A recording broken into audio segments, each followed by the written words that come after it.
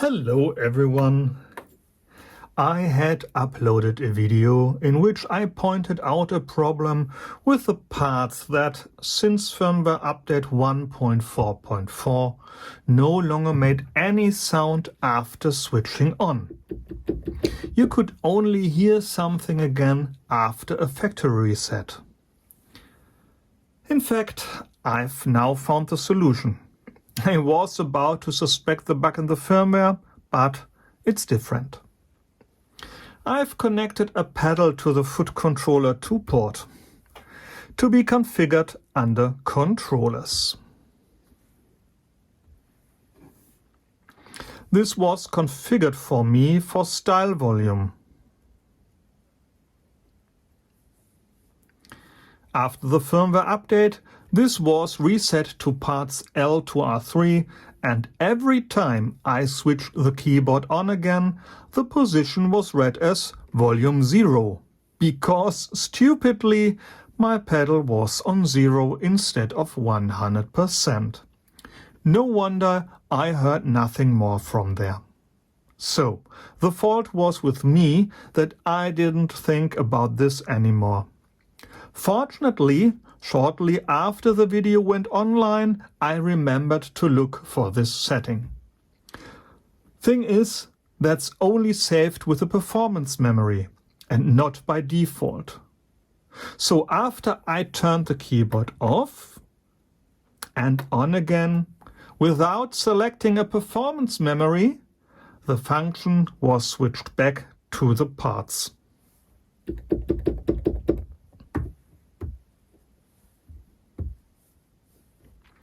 So I took the video offline.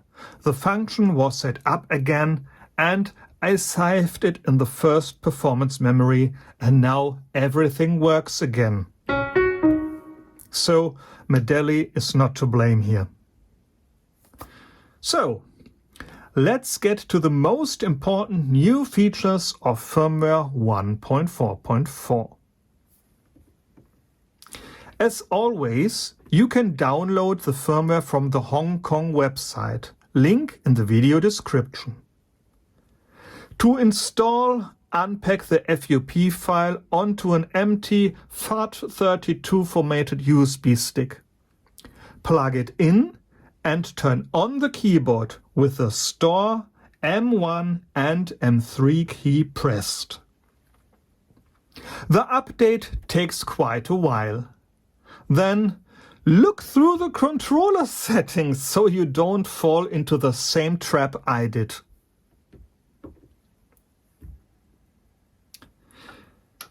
You can back up and restore your own settings and user entries under configuration 4. Attention! Expansion packs are not saved. The expansion packs can now also include phrase pads, arpeggios, as well as albums. For this, you need the latest version of the Grand Suite software, 2.4 or newer. This allows these new things to be integrated into the expansion pack. The phrase pad can now start and stop in sync with style when it is in the sync state.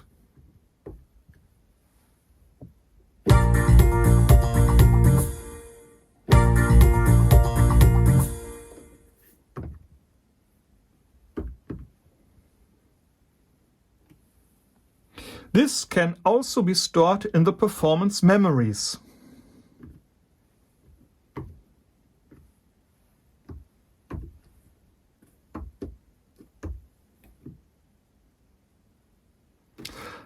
The style editor has been further improved.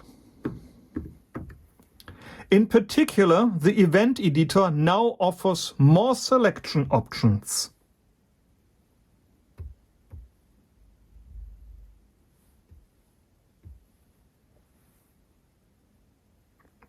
Unfortunately, you don't hear the played note if you touch the event. You can hear it if you scroll down.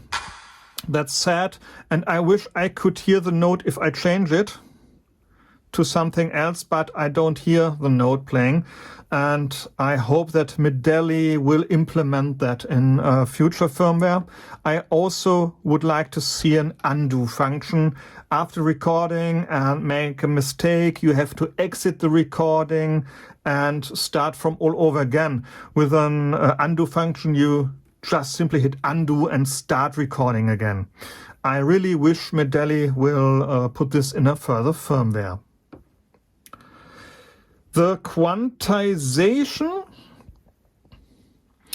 function now has an option so that it no longer changes the note length. However, you can still use this if you wish.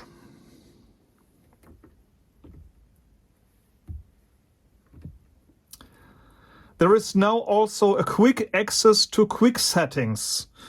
Just press Store and 1 to 4 when the QS button is lit, and it takes you to the quick setting edit page directly.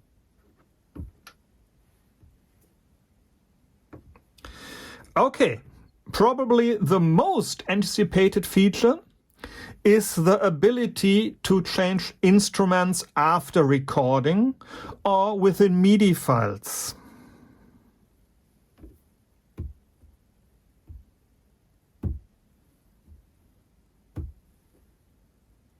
And now you can do this.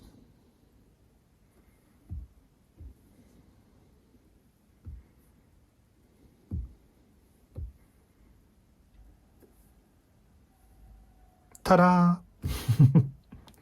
Okay, that's it. This works for MIDI and recordings. If you want to know the exact scope, you will find the update log with all the information in the zip package of the update file.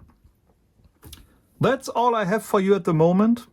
Have a good time, and thanks for watching.